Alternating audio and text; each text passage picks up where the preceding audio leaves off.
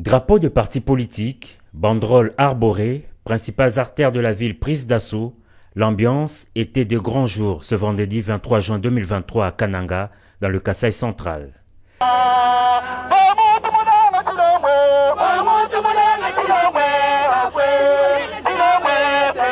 Effervescence dans les rues, effervescence aussi à l'aéroport où la mobilisation était impressionnante pour l'accueil du chef de l'État.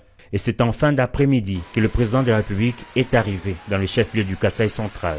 Accueilli par le gouverneur de province, Félix-Antoine Tshisekedi Tshilombo débute ses jours une visite d'inspection de routine après celle effectuée en septembre 2022.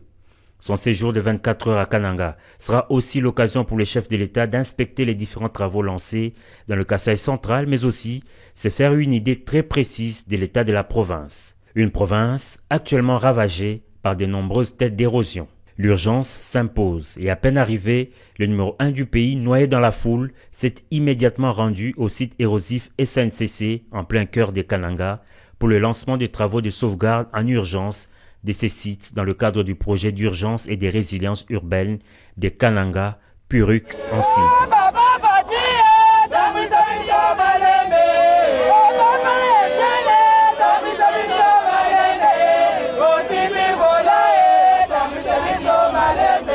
Ici, les têtes d'érosion menacent la voie ferrée, mais aussi la route nationale numéro 1.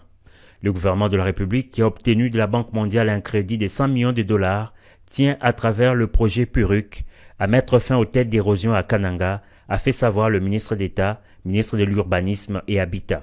Et de façon succincte, le directeur provincial de l'Office de voirie et drainage OVD a présenté les activités qui seront réalisées dans le cadre de ce projet d'urgence. Ces travaux en soi constituera à la construction de collecteurs, la stabilisation des talus, ainsi qu'à la plantation des espèces végétales.